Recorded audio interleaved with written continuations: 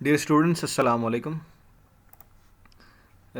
आज जो हम नॉर्मलाइजेशन का चैप्टर पढ़ रहे थे, उस चैप्टर के को हम मज़ीद कंटिन्यू करेंगे। लास्ट क्लास में मैंने आपको एनॉमलीज़ बताई थी कि एनॉमली क्या होती है, इंजर्शन एनॉमली, और उसके बारे में मैंने बताया था कि इंजर्शन एनॉमली क्यों आती है कि जब टेबल में आप कुछ डेटा वगैरह एंटर कर रहे हों तो इस दौरान ये प्रॉब्लम आ जाती है कि डेटा जो हमारा टेबल है उसके अंदर हमारे कॉलम्स मिसाल के तौर पर 6 हैं, तो उसमें आपने अगर डेटा एंटर करना है, कोई रो इंसर्ट करनी है, तो 6 के 6 कॉलम के हवाले से सारे सेल्स को फिल करना होता है। अगर आपने उसका फ़ोन नंबर, उसका रोल नंबर, उसका नेम, उसका एड्रेस, हर चीज़ एंटर करनी होती है। अगर कोई एक सेल भी ऐसा है जो खाली रह गया है तो वो पूरी की पूरी रो इंसर्ट नहीं होगी।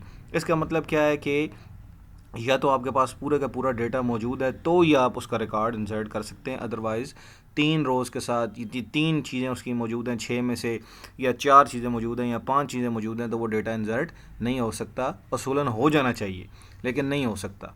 ठीक है, इसे कहते हैं इंजर्शन एनॉमली। अब हम आते हैं कि डिलीशन एनॉमली क्या होती है। तो मैं यहाँ पे आपको बताता हूँ कि डिलीशन एनॉमली क्या होती है। कि डिलीशन एनोमली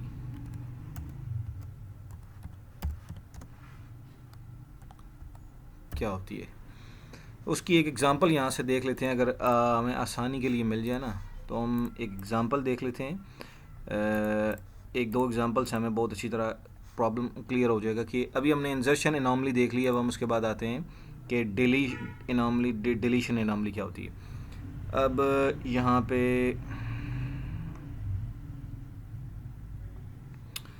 जैसे हमारे पास ये ग्रुप दिया हुआ है, इसमें डिलीशन एनॉमली क्या होगी। जैसे यहाँ पे एम्प्लॉय आईडी है, नेम है, डिपार्टमेंट है और स्टूडेंट ग्रुप है इस टेबल के अंदर, या इसको मैं कहूँगा कि ये टेबल नहीं बल्कि ये हमारे पास रिलेशन है। टेबल का दूसरा नाम क्या है? रिलेशन। तो इसके अंदर हमारे पास कितने कॉलम है? 4 कॉलम है, 1 2 3 और 4।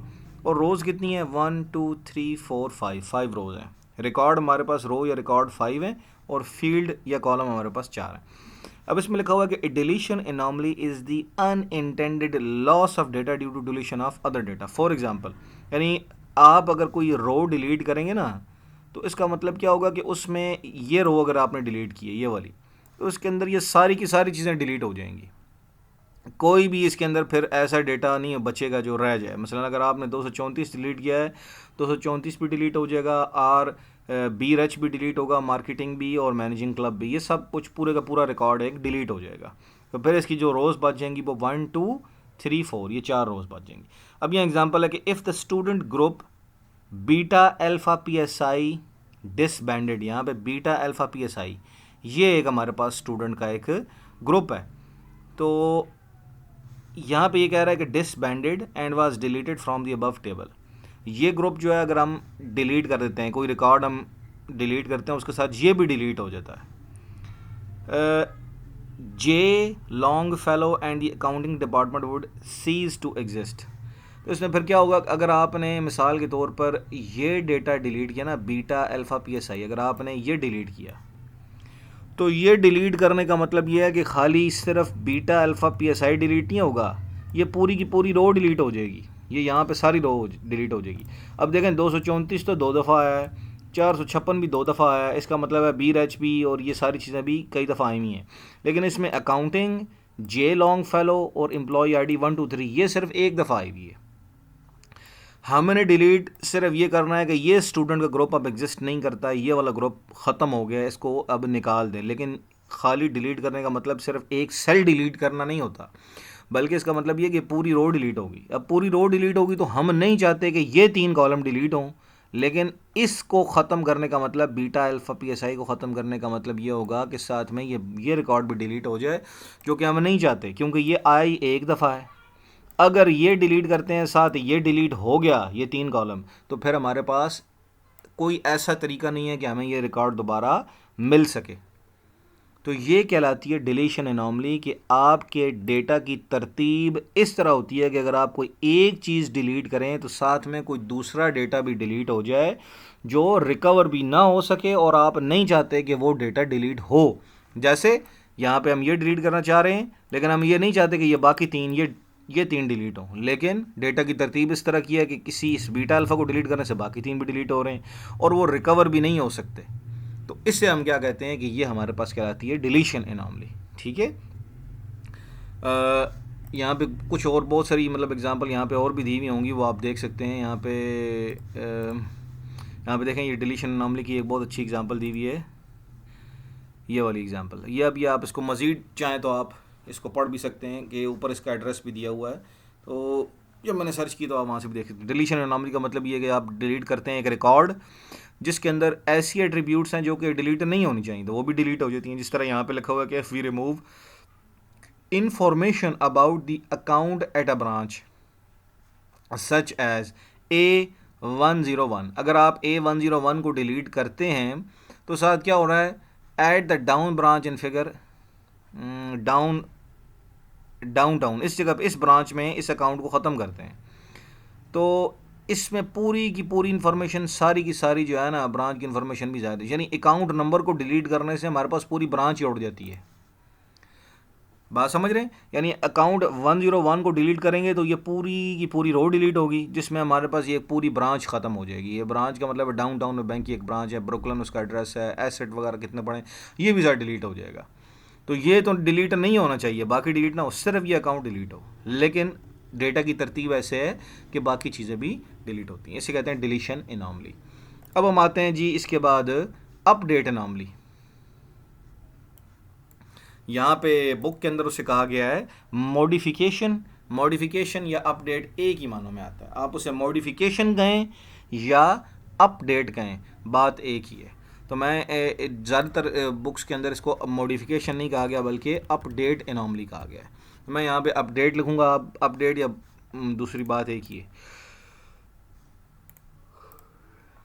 तो अपडेट की यहाँ पे हमारे पास पहले भी एक एग्जांपल चली आ रही थी कि यहाँ पे ये देखें, ये दिया हुआ है employee ID name department student group, ये दिए हुए वो एग्जांपल है।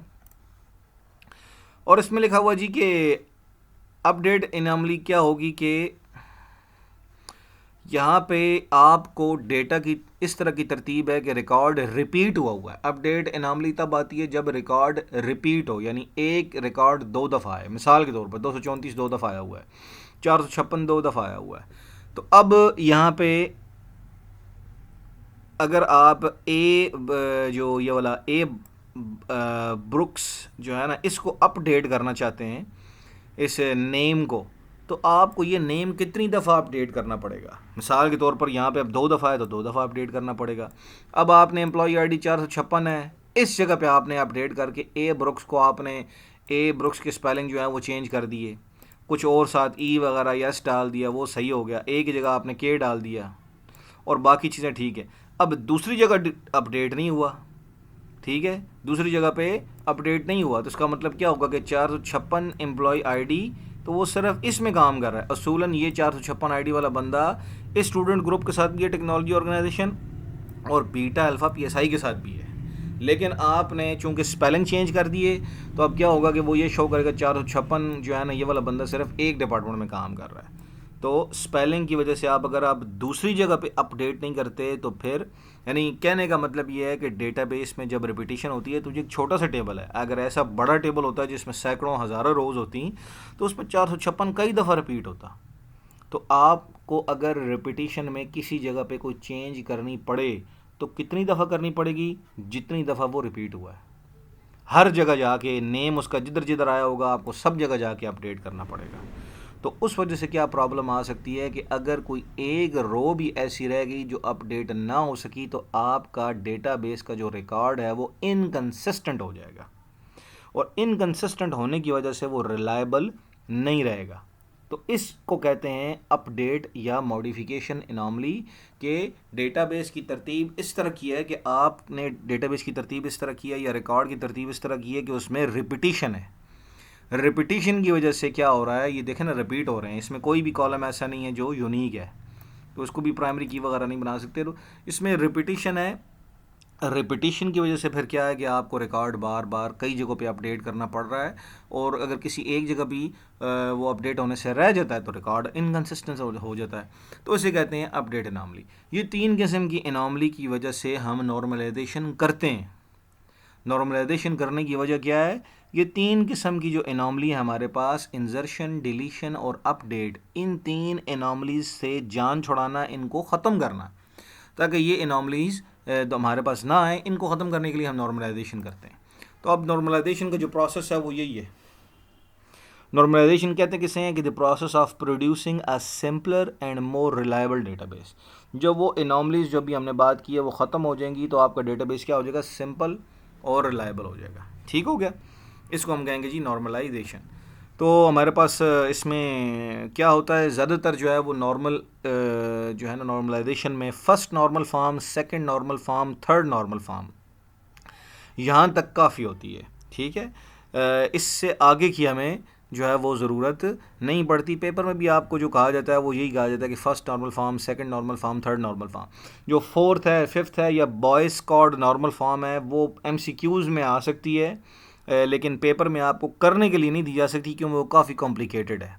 वो उस टाइम में पॉसिबल है ही नहीं, जो 3 घंटे का पेपर का टाइम है उसमें वो पॉसिबल नहीं।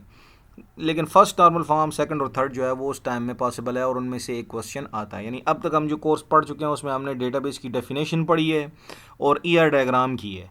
तो अब अगर ER डायग्राम से या डेफिनेशंस वगैरह से कोई क्वेश्चन आता है वो आप कर लेंगे। अब नॉर्मलाइजेशन जो हम करेंगे इसके बाद आप भी इस काबिल हो जाएंगे कि नॉर्मलाइजेशन से भी क्वेश्चन आता है वो भी आप अटैम्प्ट कर सकें। और फिर प्रैक्टिकल जब हम करेंगे तो उसमें हम प्रैक्टिकल परफॉर्म भी करेंगे और उसमें हम क्यूरी अप्लाई करना भी आप सीखेंगे। तो अगर उससे हवाले से कोई क्वेश्चन आता है कि फ़लाँ क्यूरी कैसे लिखी जाती है वो लिख के दिखाएं तो अगर आप वो अटैम्प्ट करने के काबिल भी हो जाएंगे।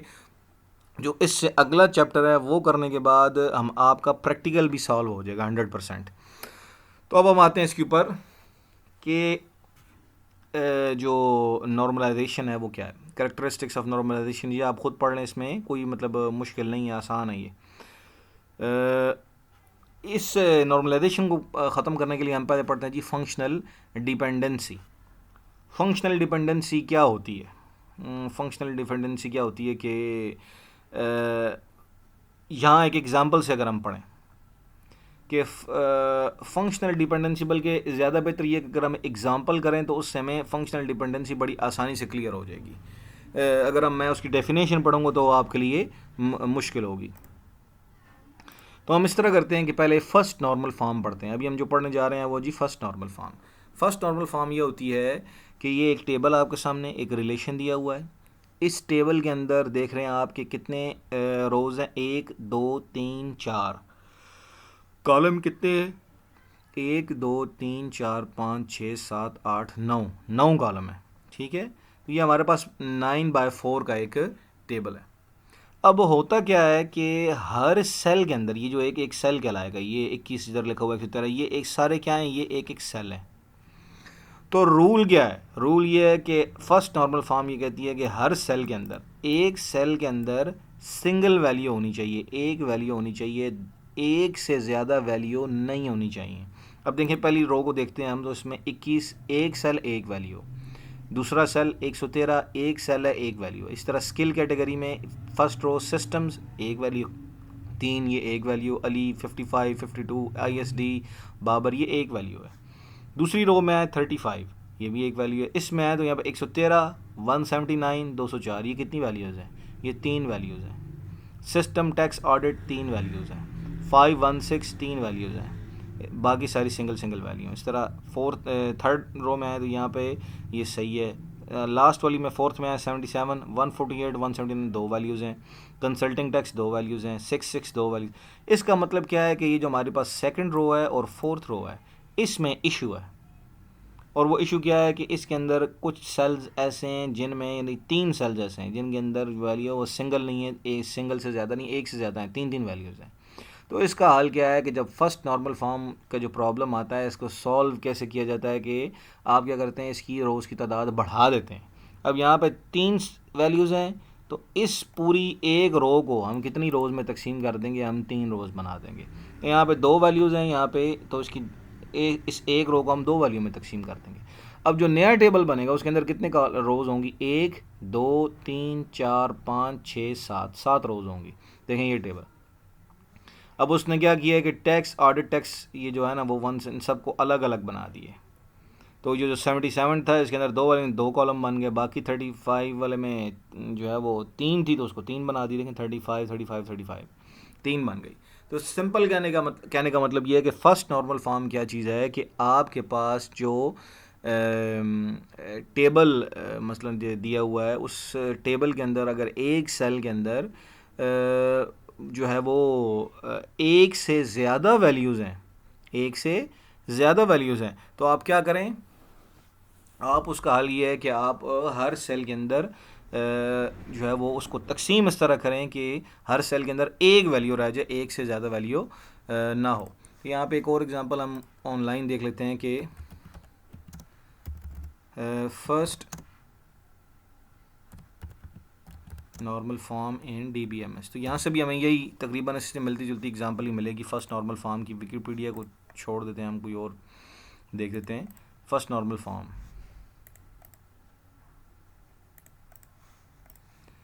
यहाँ पे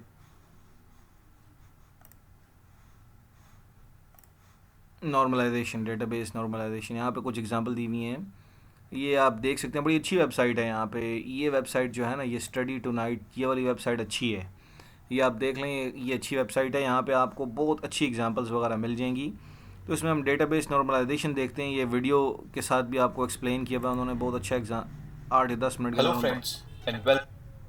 बहुत अच्छी तरीके से उन्होंने एक्सप्लेन किया होगा कि नॉर्मलाइजेशन क्या है। ये अगर आप चाहें तो वीडियो पे भी देख सकते हैं, नीचे मैं अभी ये टेक्स्ट पढ़ के बता रहा हूँ।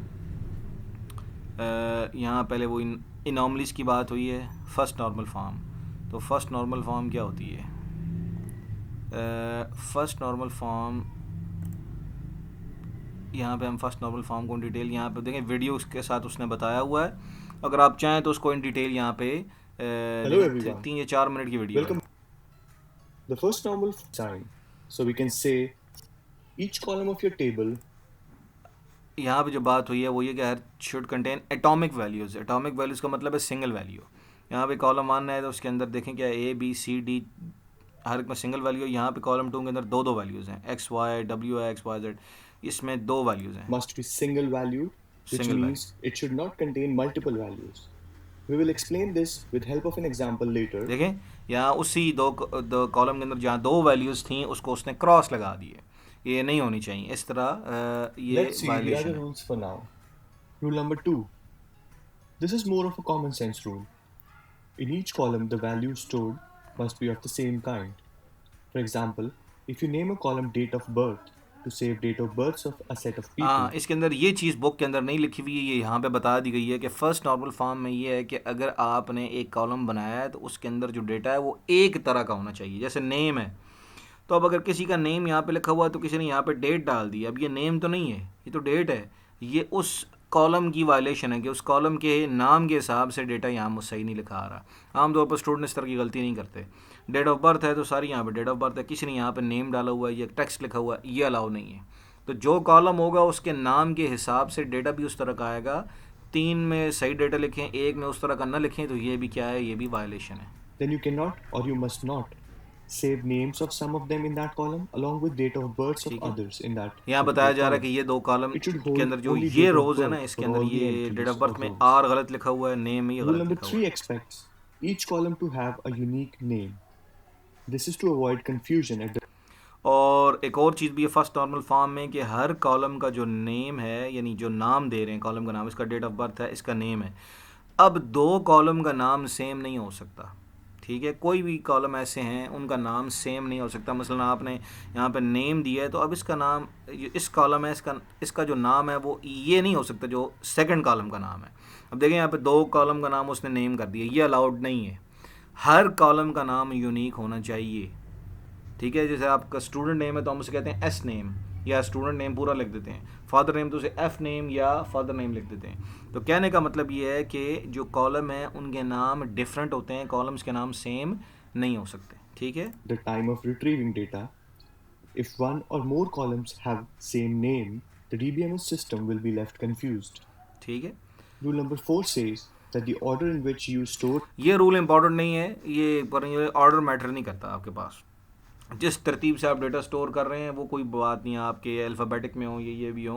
वो जिस वक्त आप डेटा सारा स्टोर कर लेते हैं तो उसमें एक सिंपल सा क्यूरी लगती है, वो सारे डेटाबेस को असेंडिंग या डिसेंडिंग ऑर्डर में खुद ही कर देती है। तो उसमें ऐसे नहीं है कि आपने रोल नंबर 342 शुरू में लिखा है तो लाजमी है कि आप जो 342 से पहले आ रहा है, मिसाल 112 आ रहा है तो आप उससे पहले लिखें, ऐसी बात नहीं है। 342 अगर पहले लिख दिया है, 112 उसके बाद भी लिख दिया है तो भी कोई मसला नहीं। आप डेटा जिस तरतीब से चाहें एंटर करें, आप कर सकते हैं, कोई मसला नहीं। जिस वक्त डेटा इंसर्ट हो जाता है सारा, तो उस पर एक सिंपल सी क्यूरी लगती है तो वो सारे डेटा को खुद ही उसके ऑर्डर में अरेंज कर देती है, ठीक है। सॉर्टिंग उसकी खुद ब खुद करके दे देती है, तो उसमें ऑर्डर का कोई मसला नहीं कि आप जो है ना वो अपनी मर्ज़ी से, अगर आप डेटा को अल्फ़ाबेटिक ऑर्डर के हिसाब से करना चाहते हैं कि ए वाले नाम फिर बी वाले नाम फिर सी वाले नाम, तो ये भी हो सकता है। अगर आप उसे रोल नंबर की तरतीब से करना चाहते हैं कि रोल नंबर 1 फिर 2 फिर 3 इस तरतीब से करना चाहते हैं तो भी पॉसिबल है। तो इसमें ऑर्डर जो है वो मैटर नहीं करता। जब आप डेटा के अंदर टेबल के अंदर डेटा एंटर कर रहे होते हैं तो उस वक्त ये परेशान होने की ज़रूरत नहीं है कि किस रोल नंबर को किससे पहले या किसके बाद आना चाहिए। आप बस डेटा इंसर्ट करते जाएं, बाद में क्यूरी लगेगी, खुद ब खुद उसे ठीक कर देगी। the data in your still. Let's take an example where we अब will यहाँ पे हम create a एग्जांपल table देखते to हैं, store ठीक है। देखिए student कितनी data. अच्छी वीडियो है, सिंपल सी एक वीडियो है, तीन मिनट की और 41 सेकंड की वीडियो है, जिसमें उसने बहुत ही अच्छे तरीके से जो है वो फर्स्ट नॉर्मल फॉर्म को एक्सप्लेन कर दिया। हम कोशिश करेंगे कि बाकी भी सेकंड नॉर्मल फॉर्म और थर्ड नॉर्मल फॉर्म भी हम इधर से ही कर लें। ये studytonight.com जो है इधर से ही कर लें, या आप टैग कर लें अपने पास, और ख़ुद भी चाहें तो आप देख सकते हैं। ये which बहुत will अच्छी have वेबसाइट है। students' roll number, their name, and the name of subjects they have opted for. So we will be creating a table with 3 एक columns.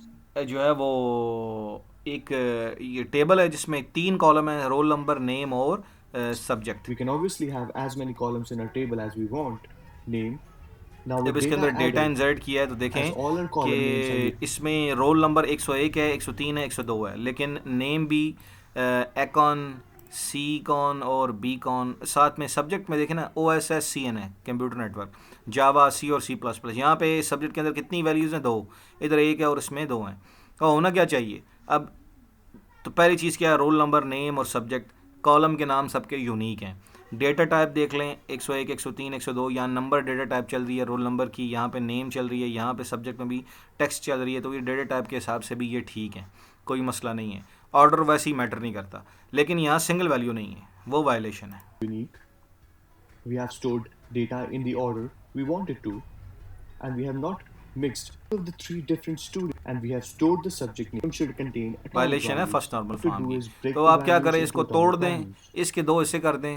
Subject अब column आपका टेबल ऐसे हो जाएगा कि अब वो OS और CN को हमने दो अलग रोज़ बना दी। जावा तो पहले ही एक था, C और C++ को हमने 2 अलग रोज़ बना दी। तो अब हमारा टेबल जो है वो फर्स्ट नॉर्मल फॉर्म में आ चुका है, ठीक है। फर्स्ट नॉर्मल फॉर्म का पहला रूल क्या था कि हर सेल के अंदर वैल्यू कितनी होनी चाहिए? 1 वैल्यू होनी चाहिए, वो यहाँ पे मौजूद है। कॉलम के नाम किसी 2 कॉलम के नाम से नहीं हो सकते, हर कॉलम का नाम जो है वो यूनिक होगा, वो भी यहाँ पे मौजूद है, ठीक है। और कॉलम्स के अंदर जो डेटा है वो नाम के हिसाब से वैसा ही डेटा होना चाहिए। जैसे रोल नंबर है तो यहाँ पे नंबर ही आएगा, नेम है तो फिर यहाँ पे टेक्स्ट आएगा, सब्जेक्ट है यहाँ पे वो भी है हमारा यहाँ पे पूरा है। तो अब हमने इन 3 रूल्स के मुताबिक, और ऑर्डर जो है चौथा रूल है वो मैटर नहीं करता, तो ये इन 3 रूल्स के मुताबिक हमने फर्स्ट नॉर्मल फॉर्म जो है इसको कंप्लीट कर दिया है। पेपर में जो क्वेश्चन आएगा वो आपको इस तरह का क्वेश्चन आएगा, जो इससे पहले यहाँ पे इस तरह का दिया हुआ है, ये वाला इस तरह का क्वेश्चन आएगा और कहा जाएगा कि इस टेबल के अंदर आप जो है इसको फर्स्ट नॉर्मल फॉर्म में कन्वर्ट करके दिखाएं। तो आपने जो इसका आंसर देना होगा वो पहले रीज़न बतानी होगी कि इस टेबल के अंदर जो वायलेशन है वो ये है, ऐसे इस तरह बताना होगा जैसे यहाँ बताया गया कि यहाँ वायलेशन आ रही है, उसको हाईलाइट करना है, और फिर उसके बाद एक नई फिगर ड्रा करके उसको अलग ऐसे बना के देना है, उसी के अंदर चेंज नहीं करना बल्कि अलग टेबल बना के उसके अंदर ऐसे कर देना, ठीक है। तो आज हमने जो पढ़ा है वो ये पढ़ा है कि एनॉमलीज़ का टॉपिक क्या है वो हमने कंप्लीट किया है। फिर हमने इसके बाद जो है वो नॉर्मलाइजेशन वाला टॉपिक कंप्लीट किया है। जब हम ये इसमें फ़र्स्ट नॉर्मल फॉर्म की है। अच्छा, इसमें एक चीज़ ऐसी है वो ये कि जब हम ये नॉर्मलाइजेशन वाला टॉपिक कंप्लीट कर लेंगे तो फिर इस बुक के अंदर जो ये मैंने शुरू में कुछ चीज़ें छोड़ी हैं, जॉइन वगैरह तो हम ये जॉइन और ये चीज़ें ये हम तब करेंगे जब ये हम नॉर्मलाइजेशन वाला चैप्टर कर लेंगे, तो फिर मैं आपको ये जॉइन वाला टॉपिक भी करा दूंगा इंशाल्लाह। तब तक के लिए अल्लाह हाफिज़, अपना ख्याल रखिएगा और इस लेक्चर को अच्छी तरह ज़रूर देखिएगा। अस्सलाम वालेकुम।